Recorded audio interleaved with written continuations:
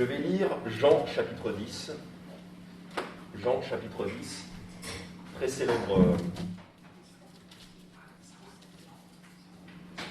célèbre passage du Seigneur Jésus, très célèbre citation du Seigneur Jésus, Jean chapitre 10,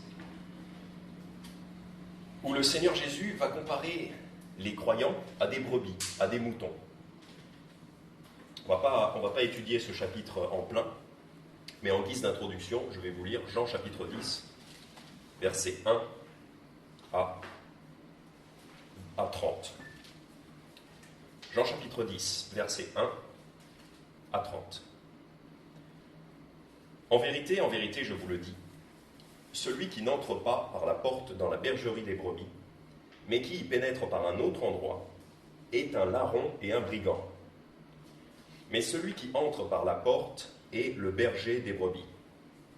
Le portier lui ouvre, et les brebis entendent sa voix. Il appelle ses propres brebis par leur nom, et il les mène dehors. Et quand il a mené dehors ses propres brebis, il marche devant elles, et les brebis le suivent, parce qu'elles connaissent sa voix. Mais elles ne suivront point un étranger. Au contraire, elles le fuiront, parce qu'elles ne connaissent point la voix des étrangers. Jésus leur dit cette similitude, mais ils ne comprirent point de quoi il leur parlait. Jésus donc leur dit encore, en vérité, je vous dis, que je suis la porte des brebis. Tous ceux qui sont venus avant moi sont des larrons et des brigands, mais les brebis ne les ont point écoutés. Je suis la porte, si quelqu'un entre par moi, il sera sauvé.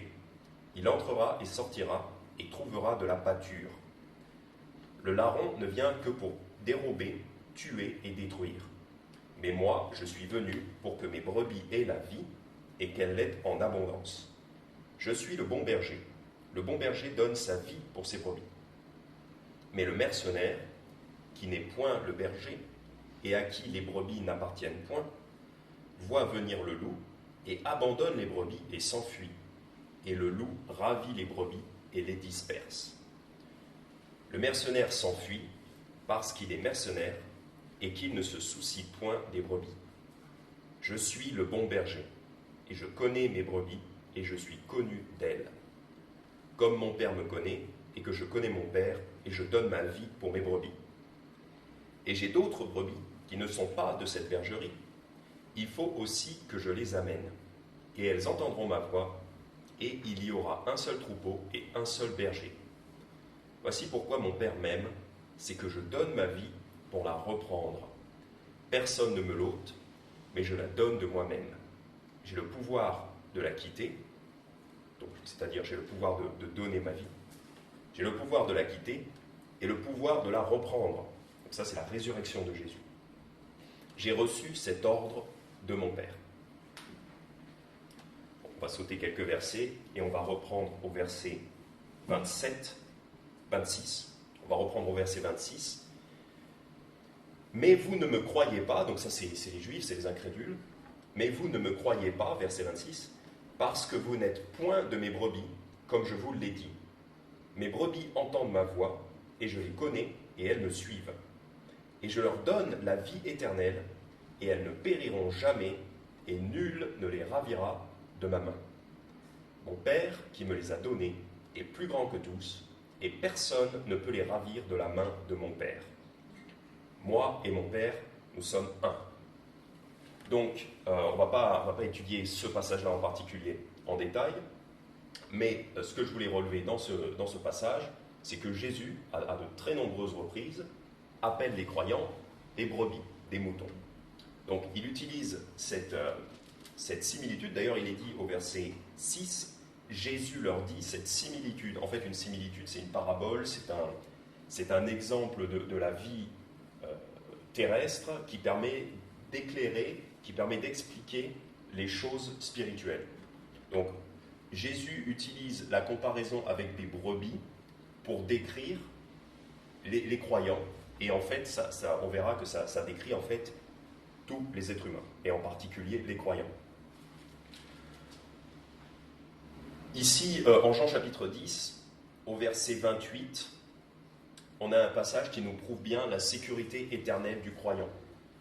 une brebis de Jésus, un croyant de Jésus, ne peut pas perdre son salut, contrairement à ce que certains faux prophètes enseignent. Certains faux prophètes enseignent que l'on peut perdre son salut. C'est une hérésie totale. Un croyant en Jésus, quelqu'un qui a placé sa foi en Jésus, est sécurisé, car Jésus nous dit au verset 28, « Je leur donne la vie éternelle ». Donc la vie éternelle, c'est une vie qui dure pour toujours, et c'est un don de Dieu, donc c'est totalement gratuit. Je leur donne la vie éternelle, c'est pour ça qu'on ne peut pas perdre son salut, parce que éternel, ça veut dire pour toujours. Elles ne périront jamais. Donc il dit la même chose, mais d'une façon différente. Donc vie éternelle et ne périront jamais, c'est la même chose, mais selon deux façons de le dire différentes. Et elles ne périront jamais, les brebis de Jésus, et nul ne les ravira de ma main. C'est-à-dire que quand on est sauvé, quand on a placé sa foi en Jésus, on est comme dans la main de Dieu, et personne ne peut vous enlever de la main de Dieu, car Dieu est plus fort. Donc Dieu vous tient, et personne ne peut vous enlever de sa main. C'est pour ça que nous sommes sécurisés en Jésus-Christ. La vie éternelle ne peut pas être perdue, de toute évidence. Et c'est un rappel. Verset 29, « Mon Père qui me les a donnés est plus grand que tous, et personne ne peut les ravir de la main de mon Père. Moi et le Père, nous sommes un. » Donc Jésus-Christ vous tient, le Père vous tient, ils vous tiennent tous les deux, et il n'y en a aucun qui va vous lâcher, et il n'y a personne qui ne peut vous enlever de la main de Dieu. Ça, c'était en guise d'introduction, de rappel. Voilà. Un chrétien, une fois sauvé, est toujours sauvé. Alors, ce que je veux étudier aujourd'hui, c'est que Jésus, dans ce passage, appelle ces croyants, les croyants, des brebis. Et le titre du message, c'est « Les gens sont des moutons ». Les gens sont des moutons.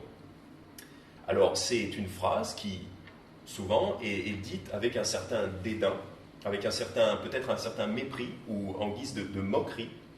On va dire, les gens sont des moutons pour dévaloriser les gens et dire que les gens vont suivre à peu près n'importe quoi et vont faire un petit peu n'importe quoi, comme des moutons. C'est une phrase même les gens du monde vont dire cette phrase. Enfin, en particulier, les gens du monde vont dire cette phrase, « Les gens sont des moutons », pour pouvoir, d'une façon moqueuse, et pour pouvoir dénigrer les gens, et en quelque sorte dire que les autres sont stupides. Les gens sont des moutons. Ecclésiaste, chapitre 10, verset 3. Alors attention, je n'ai pas dit que c'était une façon correcte de parler. Ecclésiaste, chapitre 10, verset 3. Mais c'est une phrase qui se dit dans le monde. C'est une phrase qui se dit. Souvent, vous entendrez les gens dire « les gens sont des moutons ». D'ailleurs, je crois même que c'était le général de Gaulle qui avait dit « les Français sont des veaux ». Ça vous dit quelque chose? Les Français sont des veaux? Voilà. C'était pour se moquer, pour dire que les Français sont stupides. Bon, c'est pas nécessairement une chose à dire, mais c'est une phrase qui se dit. Ecclésiaste, chapitre 10, verset 3. Ecclésiaste, chapitre 10, verset 3, donc vous avez le livre des psaumes au milieu de la Bible, après vous avez Proverbes, après vous avez Ecclésiaste. Ecclésiaste, chapitre 10, verset 3. Ecclésiaste, chapitre 10, verset 3. Et même quand l'insensé marche dans le chemin, donc un insensé, voilà, c'est une personne idiote qui ne suit pas la Bible, et même quand l'insensé marche dans le chemin, ou par exemple dans la rue ou n'importe où, voilà, le sens lui manque. Et il dit de chacun, voilà un insensé. Il dit de chacun, voilà un insensé. Donc en fait, il va traiter tout le monde d'insensé, d'idiot. Lui-même est un insensé, et il va dire que tous les autres sont des insensés. Mais lui-même est un insensé, donc il faudrait d'abord qu'il s'examine lui-même. Et c'est un petit peu... Ce verset-là résonne bien justement avec cette façon qu'on a de dire « les gens sont des moutons ». C'est un petit peu comme si un insensé disait « voilà, tout le monde est un insensé ». Regarde comme il est stupide, regarde c'est un mouton, regarde c'est un mouton. Alors que soi-même, on manque de sens. C'est ce que veut dire ce verset. Et même quand l'insensé marche dans le chemin, le sens lui manque et il dit de chacun « voilà un insensé ». Alors que lui-même est un insensé. Donc, quand cette phrase « les gens sont des moutons », faut faire attention, faut pas trop dire ça, voilà. Faut faire attention quand on dit ça. Parce que probablement que soi-même on est un insensé, si on dit cette phrase trop souvent. Alors donc, comme on a vu en Jean chapitre 10, le Seigneur Jésus appelle les croyants, il les appelle des brebis, donc des moutons. En Matthieu 25, versets 31 à 33, je vais juste le lire, vous n'êtes pas forcément obligé d'y aller. Matthieu 25, versets 31 à 33. Or, quand le Fils de l'homme viendra dans sa gloire avec tous ses saints anges, alors il s'assiera sur le trône de sa gloire, et toutes les nations seront assemblées devant lui, et il séparera les uns d'avec les autres, comme un berger sépare les brebis d'avec les boucs. Et il mettra les brebis à sa droite, et les boucs à sa gauche. Donc là, les brebis désignent les personnes sauvées dans cette parabole, parce que Jésus va donner une parabole, donc les brebis représentent les personnes sauvées, les chrétiens, les croyants, et les boucs représentent les personnes non sauvées. Donc on voit que non seulement le Seigneur Jésus compare les croyants à des brebis, mais il compare aussi les non-croyants à des animaux, donc pas des brebis, mais des boucs. Parce que cette phrase « les gens sont des moutons », nous, il faut qu'on fasse attention à ne pas trop la dire, à ne pas trop répéter cette phrase, parce que ça pourrait prouver que nous-mêmes, on est insensés. Mais Dieu se permet de le dire. Dieu se permet de le dire. Nous, il faut qu'on fasse attention de ne pas trop se permettre de le dire, n'importe comment, à tout bout de champ, mais Dieu peut se permettre de le dire. Psaume 49, versets 12 à 16. Psaume 49, versets 12 à 16.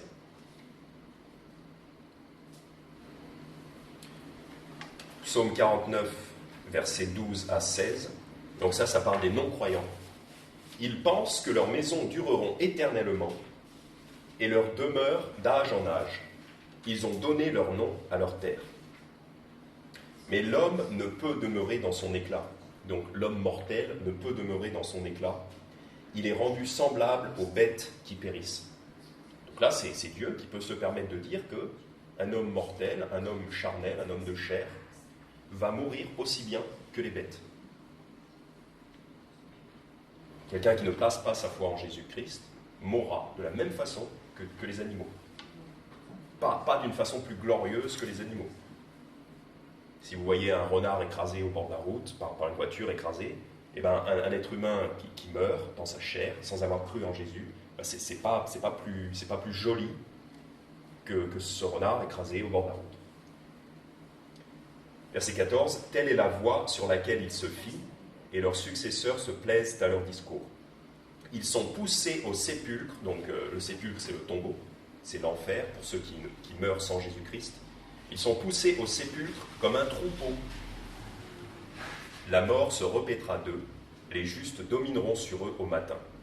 Leur beauté sera consumée dans le sépulcre, loin de leurs habitations. » Donc on voit ici que le Seigneur parle des non-croyants comme d'un troupeau. Voilà, il les compare à des animaux. C'est pas très glorieux. Effectivement, l'être humain, dans sa condition charnelle, n'est pas glorieux, étant donné que nous sommes déchus à cause du péché. Donc, cette phrase « les gens sont des moutons », il faut que nous fassions attention à ne pas trop dire cela, voire pas du tout, mais c'est une vision réaliste de l'être humain. C'est une vision réaliste de l'être humain de la part de Dieu. Alors, qu'est-ce que ça implique, donc, du coup, pour nous? Qu'est-ce qu'implique cet état de fait? Parce que même Jésus nous dit qu'on est des brebis. Qu'est-ce que ça implique pour nous? Quelles leçons on peut tirer de cette chose-là, de cet état de fait? Premièrement, première leçon que nous pouvons tirer, reconnaissons qu'il est dangereux de croire que nous pouvons penser par nous-mêmes comme si nous avions en nous-mêmes la capacité de définir ce qui est juste et de trouver le bon chemin en nous-mêmes. Faisons attention, car il est dangereux de croire que l'être humain peut décider pour lui-même ce qui est juste et ce qui n'est pas juste. Proverbe chapitre 12, verset 15. Donc je vais m'expliquer. Je vais expliquer. Parce que, bon, c'est pas pour dire qu'on ne doit pas faire preuve d'esprit critique. C'est pas pour dire qu'on ne peut pas réfléchir. Car le Seigneur nous commande de réfléchir et de faire preuve d'esprit critique. Ce qu'il faut éviter, le piège qu'il faut éviter, c'est de croire que nous sommes capables en nous-mêmes, comme si nous avions cette sagesse infuse, de décider ce qui est bon, ce qui est correct et ce qui est profitable. Ce n'est pas le cas. Mais on pourrait le penser. Proverbe chapitre 12, verset 15. Proverbe chapitre 12, verset 15. La voix de l'insensé est droite à ses yeux, mais celui qui écoute le conseil est sage.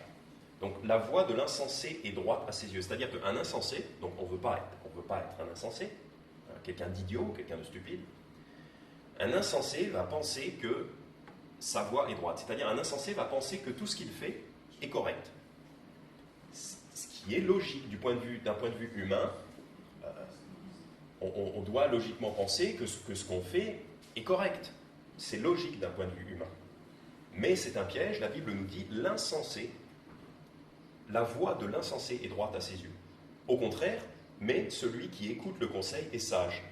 Donc le sage, c'est celui qui écoute le conseil, c'est-à-dire qui va reconnaître qu'en lui-même, il n'a pas la science infuse, il n'est pas omniscient comme Dieu. Et donc, le sage va chercher des conseils à l'extérieur. Voilà, des bons conseils à l'extérieur. L'insensé, il est renfermé sur lui-même, il dit, voilà, j'ai raison, tout ce que je pense, c'est la vérité, voilà, je ne peux pas me tromper. Voilà, l'insensé, c'est ça. Donc attention. Et celui qui croirait qu'il est capable d'inventer le bien et le mal par lui-même, ne se rendra pas compte qu'il est toujours influencé par quelque chose. Même souvent les athées, on répète beaucoup, les athées sont très fiers de soi-disant donc penser par eux-mêmes, mais ils ne se rendent pas compte qu'ils sont influencés par tout un tas de choses à l'extérieur. Les gens qui regardent la télé sont influencés par un documentaire qu'on va voir, un discours d'un homme politique, un film d'Hollywood par exemple, ou de n'importe quelle compagnie, n'importe quel film, va vous mettre des idées dans la tête que vous le vouliez ou non, que vous en ayez conscience ou non. En acte 26, et et en particulier les non-sauvés, même les gens qui croient qu'ils ont une indépendance d'esprit, ce n'est pas vrai. Nous sommes tous, tout un chacun, nous sommes influencés par des influences extérieures, que nous en soyons conscients ou non. Acte 26, verset 18. Acte 26, verset 18. Donc là, c'est l'apôtre Paul qui raconte à Agrippa, au roi Agrippa, sa conversion. Et en fait, l'apôtre Paul va rappeler ce que le Seigneur Jésus lui avait dit. Donc en fait, voilà, c'est le Seigneur Jésus qui dit à Paul, verset 17, acte 26, verset 17, « Je t'ai choisi d'entre le peuple et les gentils, et je t'envoie vers eux maintenant. » Donc c'est le Seigneur Jésus qui donne des instructions à l'apôtre Paul. « Je t'envoie vers les gentils maintenant, pour leur ouvrir les yeux et les faire passer des ténèbres à la lumière et de l'empire de Satan à Dieu, afin que par la foi en moi, ils reçoivent la rémission des péchés et qu'ils aient part à l'héritage des saints. » Donc, ce que dit le Seigneur Jésus à Paul, c'est qu'il lui dit, voilà, je t'envoie vers les gentils, vers les non-croyants, vers les nations, pour les faire passer des ténèbres à la lumière. Car les non-croyants, même si ils disent le contraire, ils sont dans les ténèbres, ils ne comprennent pas le monde. Et de l'empire de Satan à Dieu. Les non-croyants sont sous l'empire de Satan. Donc leur pensée n'est pas indépendante. Leur pensée est influencée par tout un tas de doctrines qui viennent du diable. Donc toutes les religions, l'islam, le catholicisme, toutes les branches de la soi-disant chrétienté donc, qui enseignent un salut par les œuvres, tout ça c'est du diable. L'athéisme, le bouddhisme, l'hindouisme, quoi d'autre ? Orthodoxisme, l'église orthodoxe. Voilà, bon, on les connaît, il y en a des multitudes, et tout ça, ça vient du diable. Et donc les non-croyants sont influencés par toutes ces choses, la télévision, bref. la philosophie et autres. Donc attention de ne pas croire qu'on est indépendant d'esprit, c'est faux. Notre esprit se construit en fonction de nos influences extérieures. Ésaïe 53, verset 6, verset très célèbre, Ésaïe 53, verset 6, donc là ça décrit l'état des non-croyants. Ésaïe 53, verset 6, avant d'être sauvés, nous étions tous errants comme des brebis, nous suivions chacun son propre chemin, et l'Éternel a fait venir sur lui, c'est-à-dire sur Jésus-Christ, l'iniquité de nous tous. Donc, il nous dit que voilà, avant notre conversion, nous étions tous errants. Donc, errer, ça veut dire être perdu, et ça veut dire aller n'importe où. Errer, ça veut dire aller dans des directions on ne sait pas où on va n'importe où, on est perdu. Nous étions tous errants comme des brebis avant de connaître le Seigneur. Nous suivions chacun son propre chemin. Et ça, c'est le malheur des non-croyants, c'est que chaque non-croyant suit son propre chemin. Que ce soit un chemin bouddhiste ou catholique ou un mélange ou même un mélange de plusieurs choses, chaque non-croyant va suivre son propre chemin. Et parfois, ils sont orgueilleux en disant « je suis mon propre chemin, voilà, je suis mon propre maître, je vais suivre mon propre chemin ». Ils le disent avec orgueil. Et les autres sont tous des moutons, mais moi je suis mon propre chemin. Les autres sont des moutons, mais moi non, moi je suis mon propre chemin. Oui, d'accord, mais si vous suivez d'abord, vous êtes sous l'influence du diable, vous êtes sous l'empire du diable, c'est-à-dire le diable quelque part, il vous contrôle, même si on ne parle pas de possession, mais quelque part le diable est votre maître, est votre chef quand vous n'êtes pas converti, d'une part. Et d'autre part, si vous suivez votre propre chemin, c'est la mort.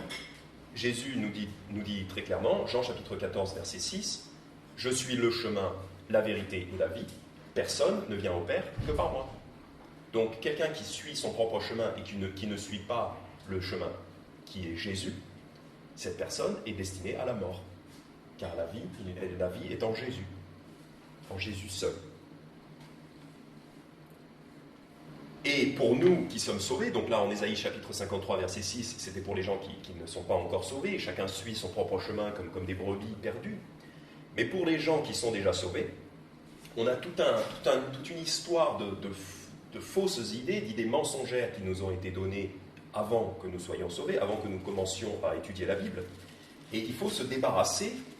En fait, la plupart des choses qu'on nous a enseignées, une très grande partie des choses qu'on nous a enseignées, sont fausses. Concernant le péché, concernant les choses qui sont correctes ou pas, concernant le caractère de Dieu, concernant les valeurs, quelles valeurs il faut qu'on ait. La plupart de ces choses-là, il faut qu'on les change. Donc il faut qu'on change notre façon de penser après la conversion.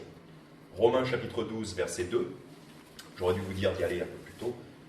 Bon, mais c'est un verset très connu. Romains chapitre 12, verset 2. « Et ne vous conformez point au présent siècle, donc ne soyez pas comme le monde, mais soyez transformés par le renouvellement de votre esprit, afin que vous éprouviez que la volonté de Dieu est bonne, agréable et parfaite. » Romains chapitre 12, verset 2, donc verset très connu, très célèbre, toujours bon à rappeler. Ne soyez pas comme le monde, mais au contraire, soyez transformés. Donc là il y aura un changement qui sera nécessaire pour le nouveau croyant, pour le croyant. Si on vous a dit des choses avant qui ne sont pas conformes à la Bible, il faut arrêter de croire ces choses-là, il faut arrêter de penser comme ça. Mais soyez transformés par le renouvellement de votre esprit. Voilà. Il faut changer sa façon de penser. Parce que, comme un mouton, il est dangereux de croire qu'on peut inventer son propre chemin. En fait, ce qu'il faut faire, quand on se convertit, c'est qu'il faut passer de moutons qui suivaient le diable, ce que nous étions avant d'être sauvés, à moutons qui suivent le Seigneur Jésus. Il faut passer de moutons qui suivaient le diable à moutons qui suivent le Seigneur Jésus. Et voilà, c'est comme ça.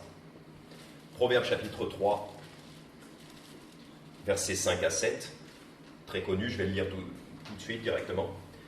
Proverbe chapitre 3, versets 5 à 7. confie-toi en l'Éternel de tout ton cœur et ne t'appuie point sur ta prudence. Donc ne t'appuie point sur ta propre sagesse.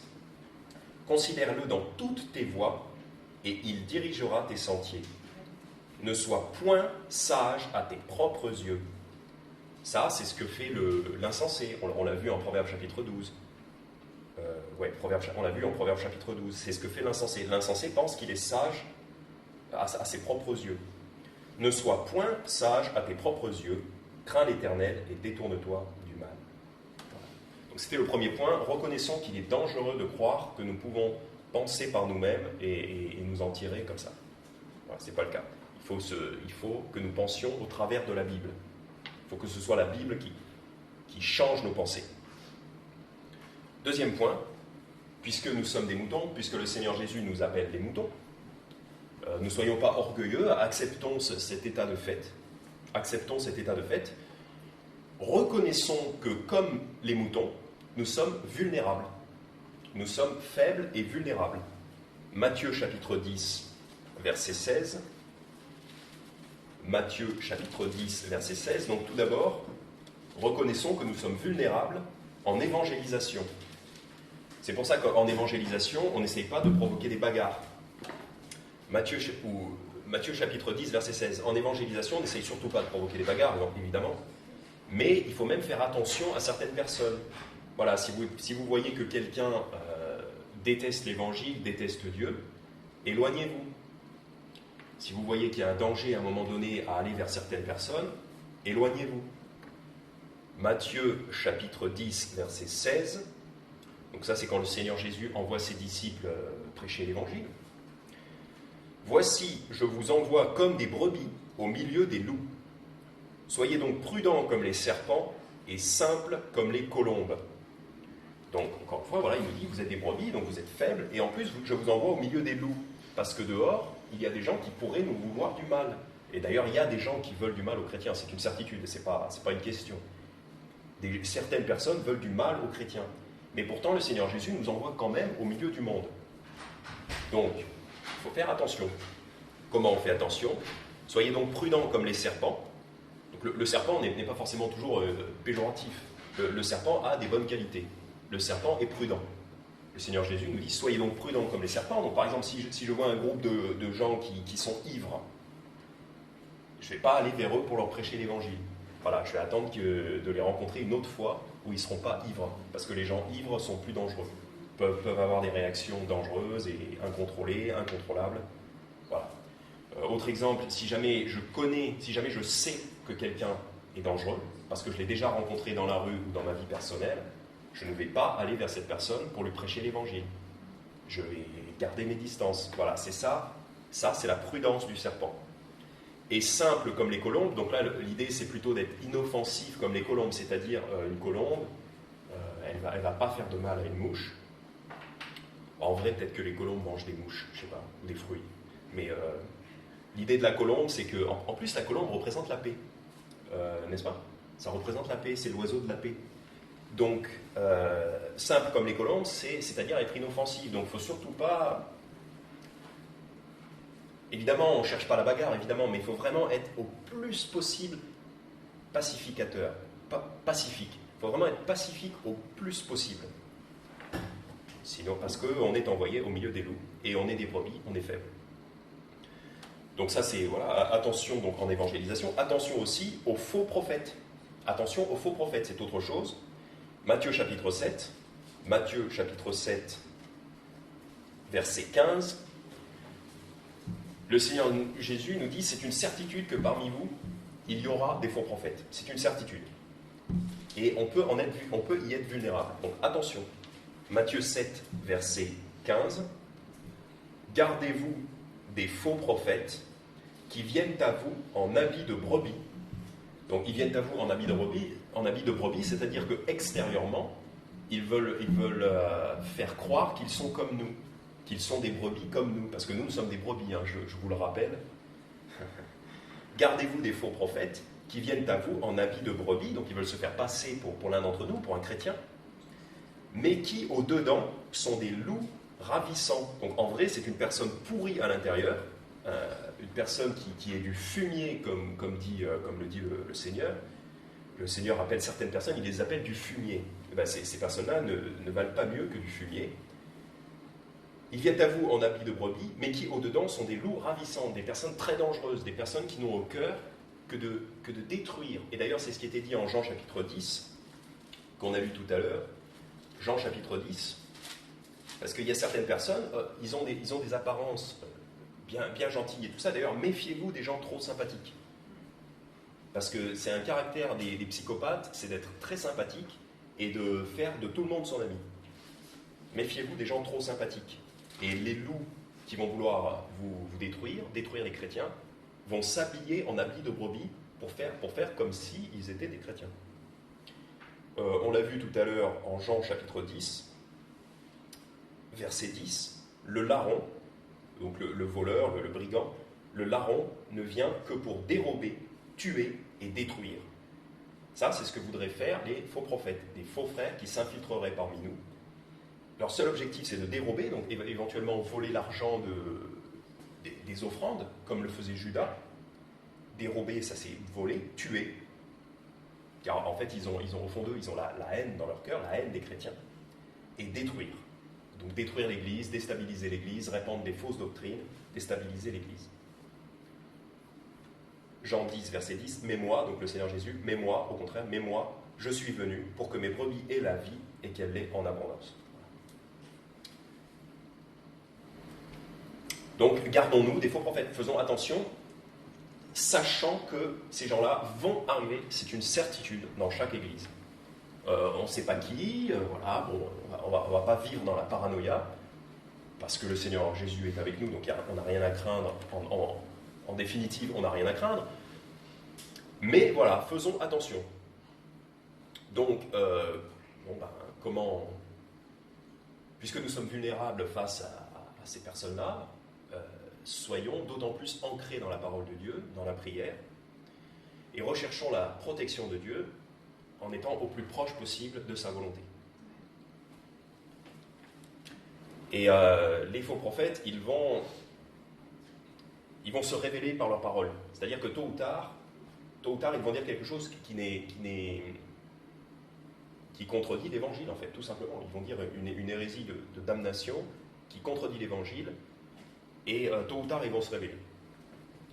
Mais avant que cette personne ne soit révélée, voilà, il faut faire attention. C'est pour ça aussi que ne faites pas entièrement confiance à quelqu'un sous prétexte qu'il est à l'église ou qu'il se dit lui-même être un frère. Ne donnez pas votre confiance à n'importe qui sous prétexte que cette personne dit qu'il est un frère ou une sœur. Parce que peut-être que c'est un loup en habit de brebis, peut-être. Surtout si vous avez des enfants. Si vous êtes une brebis, alors combien plus vos enfants sont des petits agneaux vulnérables. Voilà. On pense, par exemple, pour laisser vos enfants à garder à d'autres personnes. Bref. Soyons au courant de ces choses-là, car nous sommes vulnérables. Et en plus, des gens veulent notre mal. Les gens veulent nous faire du mal, certaines personnes. Actes chapitre 20. Actes chapitre 20. Donc du côté des gens, on va dire, qui sont les chrétiens ordinaires, qui ne sont pas un pasteur, donc voilà, soyons au courant, ne faites pas forcément confiance à n'importe qui. Du point de vue des pasteurs, du point de vue d'un pasteur, on va dire de quelqu'un qui serait un peu plus responsable, on va dire, du point de vue d'un pasteur, ou d'un évangéliste, voilà, il faut carrément agir contre ces personnes-là. Donc acte chapitre 20, versets 28 à 31. Acte chapitre 20, versets 28 à 31. Donc là, c'est l'apôtre Paul qui donne des instructions à des pasteurs, à des, on va dire, aux responsables d'une église. Et donc ça s'applique à... Mais quelque part, ça s'applique un peu à nous tous aussi, hein, mais en particulier aux pasteurs. Prenez donc garde à vous-même et à tout le troupeau. Donc là encore, on parle de troupeau, on parle de brebis, voilà. Prenez donc garde à vous-même et à tout le troupeau sur lequel le Saint-Esprit vous a établi évêque. Donc évêque, c'est pasteur, c'est comme un pasteur, pour paître l'Église de Dieu qu'il a acquise par son propre sang. Car je sais, voilà, il n'y a pas de doute, je sais qu'après mon départ, il s'introduira parmi vous des loups ravissants qui n'épargneront point le troupeau. Donc c'est une certitude pour l'apôtre Paul, c'est une certitude pour nous aussi, qu'après le départ de Paul, donc Paul est parti, hein, Paul n'est pas là, donc pour nous c'est maintenant, il s'introduira parmi vous des loups ravissants, donc en secret, hein, ils vont pas dire je suis un loup, ils ne vont pas montrer leurs dents, qui n'épargneront point le troupeau, et qu'il s'élèvera parmi vous des hommes qui annonceront des doctrines pernicieuses. Donc en fait, le problème aussi, c'est qu'ils vont vouloir enseigner des fausses doctrines, des trucs qui ne sont pas bibliques, qui annonceront des doctrines pernicieuses afin d'attirer des disciples après eux. Donc l'objectif, c'est de détruire l'Église, l'objectif, c'est d'attirer des disciples après eux. Donc, par exemple, si un nouveau disciple qui est encore fragile dans ses connaissances bibliques, si on lui dit certaines choses, certaines fausses doctrines, et bien peut-être que ce disciple, qui est un vrai chrétien, quelqu'un de sauvé, va peut-être croire ces mensonges-là. C'est possible. Donc le faux prophète, lui, son objectif, c'est de dire des mensonges de façon très subtile et cachée pour pouvoir attirer des chrétiens qui ne sont pas fermement ancrés dans la parole et qui ne connaissent pas très bien la parole de Dieu. Donc, afin d'attirer les disciples après eux, donc de séparer l'Église, finalement de détruire l'Église, de saboter le travail de Dieu. Car Dieu construit son Église. Donc ces gens-là veulent détruire l'Église. Au contraire du Christ qui construit son Église. Verset 31. Et donc là, on voit ce que les pasteurs doivent faire. Mais quelque part, on doit tous un petit peu faire ceci, veiller à cela. Verset 31. Veillez donc, c'est-à-dire faites attention, soyez des sentinelles, veillez donc, vous souvenant que durant 3 ans, donc si je vous le répète beaucoup, sachez que Paul l'a répété pendant 3 ans. Paul a répété pendant 3 ans qu'il y aurait des loups ravisseurs. Donc pour nous, c'est normal de le répéter beaucoup aussi. Veillez donc, vous souvenant que durant 3 ans, je n'ai cessé, nuit et jour. Nous, on ne fait pas ça nuit et jour, mais Paul, il faisait ça nuit et jour. D'avertir chacun de vous avec larmes. D'avertir chacun de vous avec larmes. Donc c'est important qu'on soit tous avertis avec larmes, parce que c'est un sujet sérieux. Si un loup va s'en prendre à votre enfant, ben, ce sera des larmes. C'est pour ça que, au lieu d'avoir des larmes, faites attention avant. Donc nous sommes faibles, faisons attention en évangélisation, et faisons aussi attention aux faux prophètes, même dans l'Église, des faux prophètes, des loups ravisseurs, vont s'introduire parmi nous. Et mon dernier point, donc mon troisième point, donc puisque nous sommes des brebis, reconnaissons qu'il nous est nécessaire de suivre un berger. Reconnaissons qu'il nous est nécessaire de suivre un berger. Un chrétien seul est une brebis vulnérable, comme ce qu'on vient de dire, mais c'est une brebis qui n'est pas dans le troupeau, ce n'est pas correct. Un chrétien qui ne vient pas à l'église, qui ne participe pas à un troupeau, et ouais, à un troupeau comme ici, un chrétien qui reste tout seul chez lui, qui pense qu'il peut être chrétien en restant chez lui et en ne participant pas au troupeau, c'est-à-dire à l'église locale, ce n'est pas correct. C'est un chrétien qui ne progressera pas. D'abord, c'est un chrétien vulnérable. Il n'aura pas la protection il n'aura pas la protection du berger, d'ailleurs, comme on a vu en Jean chapitre 10, le berger, il protège les brebis. Alors en Jean chapitre 10, le berger protège les brebis. Un chrétien qui refuse de s'intégrer au troupeau, qui reste chez lui et qui ne vient pas à l'église, est un chrétien qui n'aura pas la protection du berger. Marc chapitre 14, verset 27. Marc chapitre 14, verset 27. Donc là, c'est pour voir que deviennent les brebis sans un berger. Marc chapitre 14, verset 27.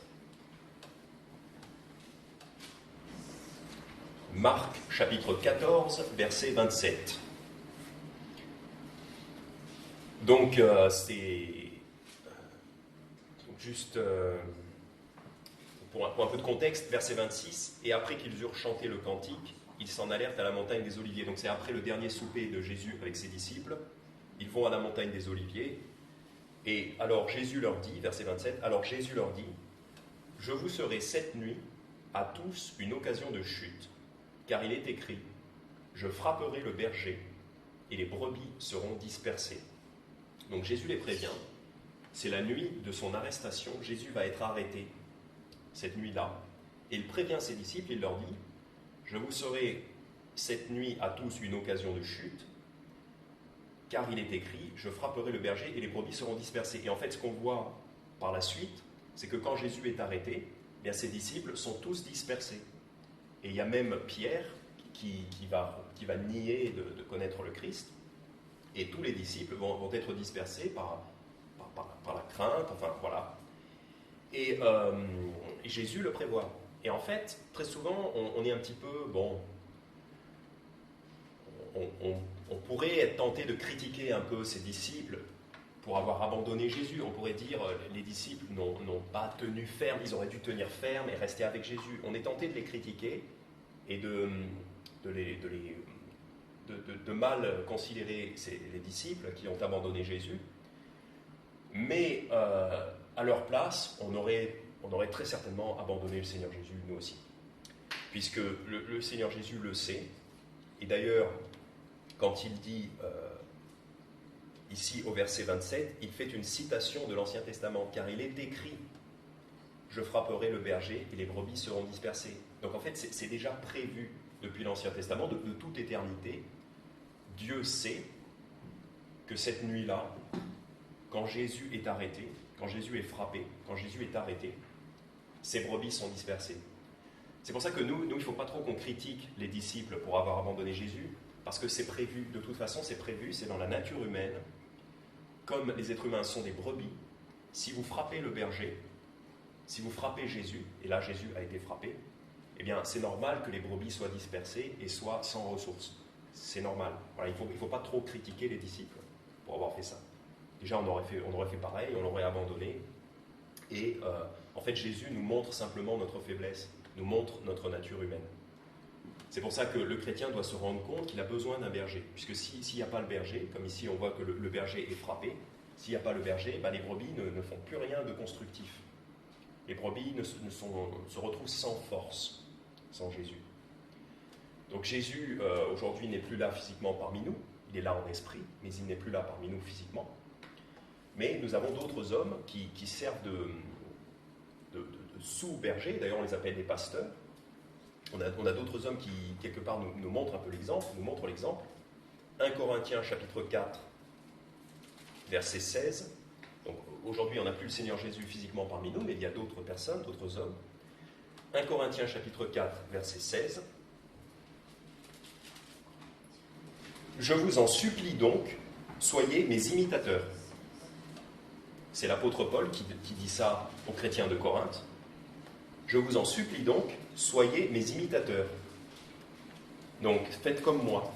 L'apôtre Paul leur dit, faites comme moi. Et il nous dit à nous aussi, faites comme moi. Vous pouvez prendre exemple sur l'apôtre Paul. 1 Corinthiens 11, verset 1. 1 Corinthiens 11, verset 1. « Soyez mes imitateurs, comme je le suis aussi de Christ. » Voilà. Donc, parfois, il y a des gens qui disent « Oh, moi, j'ai pas besoin de suivre un homme, j'ai pas besoin de prendre exemple sur qui que ce soit, j'ai une relation personnelle avec Dieu, j'ai pas besoin de suivre un homme ou qui que ce soit. » C'est pas correct. Paul leur commande « Soyez mes imitateurs. Imitez mon comportement, faites comme moi, suivez mon exemple.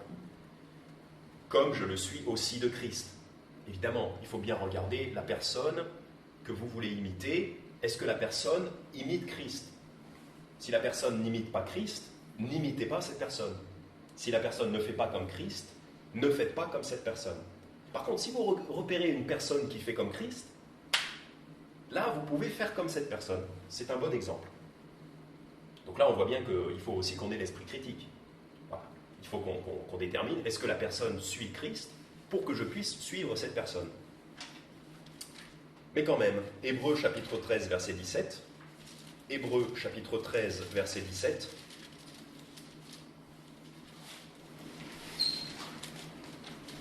nous avons des pasteurs, nous avons des bergers.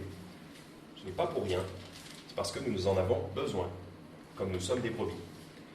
Hébreux chapitre 13, verset 17. Obéissez à vos conducteurs et soyez-leur soumis, car ils veillent sur vos âmes, comme devant en rendre compte, afin qu'ils le fassent avec joie et non à regret, car cela vous serait préjudiciable. Donc là, le Seigneur nous commande d'obéir à nos conducteurs, donc à nos pasteurs. Si un pasteur a été établi sur notre Église, nous devons lui obéir. Ça ne veut pas dire que vous obéissez en tout et n'importe quoi concernant votre vie privée, mais pour les affaires de l'Église, vous obéissez au pasteur. Soyez-leur soumis, donc dans l'humilité, acceptez l'autorité d'un pasteur, car il veille sur vos âmes. Voilà, vous en avez besoin, nous en avons besoin, nous avons besoin d'un pasteur, de pasteurs qui veillent sur notre âme, c'est-à-dire qui nous protège quelque part, du point de vue de la doctrine et aussi de certains comportements que nous pourrions avoir, qui pourraient nous nuire. Le pasteur est là pour nous protéger. Donc, il faut être soumis à des pasteurs. Voilà. Bon. Parce que avoir un pasteur est un privilège. C'est un privilège pour nous. 1 Pierre, chapitre 5, versets 1 à 3, et on va terminer là-dessus. 1 Pierre, chapitre 5, versets 1 à 3. Donc, c'est juste après. Vous avez Hébreux, Jacques, et ensuite 1 Pierre. 1 Pierre, chapitre 5, versets 1 à 3. 1 Pierre chapitre 5, versets 1 à 3.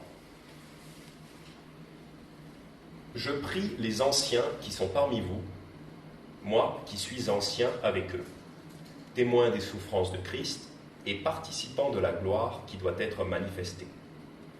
Paissez le troupeau de Dieu qui est au milieu de vous.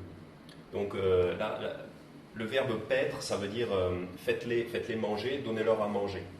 Donc là il dit donner à manger, donc là c'est spirituel, ça veut dire enseigner.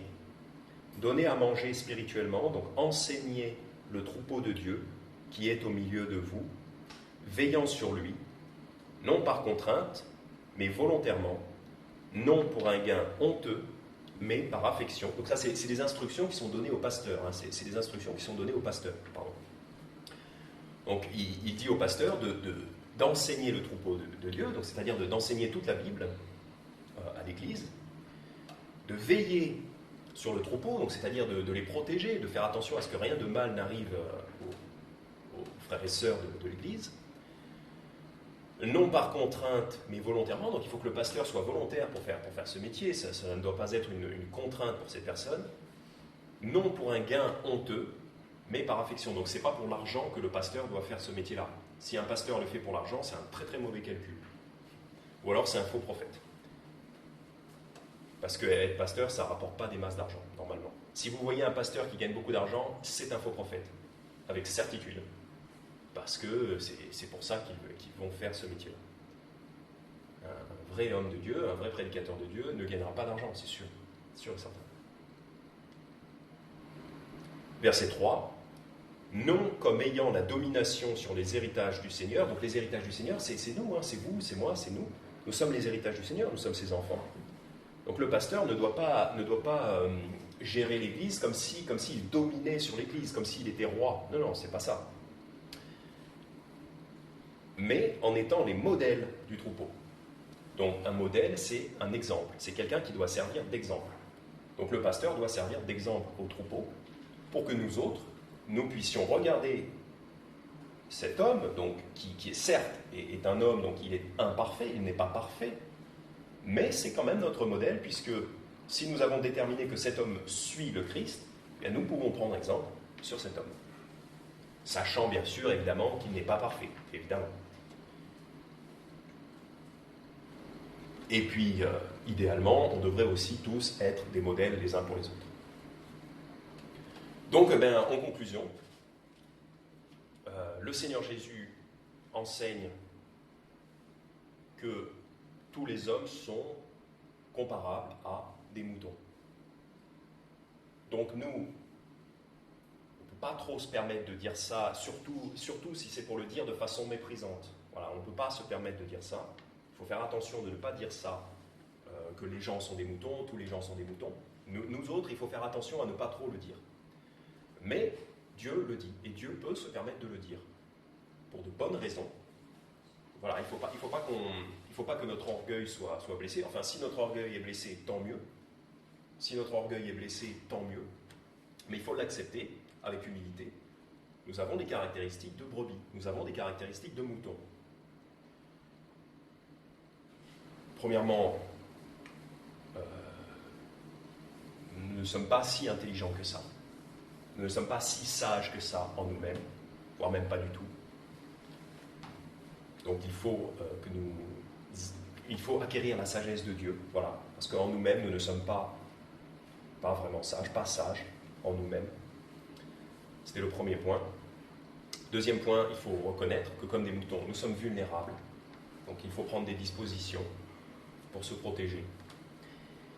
Et troisième point, il faut reconnaître que comme des moutons, comme des brebis, il nous est nécessaire de suivre un berger. Donc évidemment le Christ et aussi un pasteur et d'autres personnes que nous pouvons regarder comme des exemples. Amen. Je vais prier pour conclure. Merci Père pour ta parole et nous te prions que tu nous aides à accepter avec humilité cet état de fait que nous sommes, que tu nous compares à des brebis. Et si tu nous compares à des brebis, c'est pour de bonnes raisons.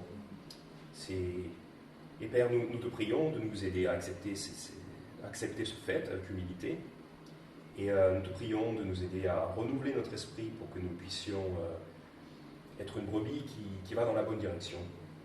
Nous te prions de nous protéger, que ce soit en évangélisation, et que tu protèges aussi l'Église locale en expulsant les faux prophètes, en les frappant, en les empêchant de nuire, en les mettant hors d'état de nuire. Père, nous te prions de mettre hors d'état de nuire ces loups qui vont s'introduire parmi nous. Nous te prions donc de nous protéger à tous les égards, dans notre vie personnelle aussi, même dans notre chair, de nous protéger des accidents de voiture, etc., accidents de travail, etc. Et enfin, Père, nous te prions de nous aider à reconnaître des personnes qui pourraient être des modèles pour nous, et à les suivre et à les imiter avec humilité. Et aussi que chacun d'entre nous travaille, que tu nous rendes aptes à travailler, à devenir nous aussi des modèles, plus proches de ton Fils Jésus. En son nom, en Jésus-Christ. Amen.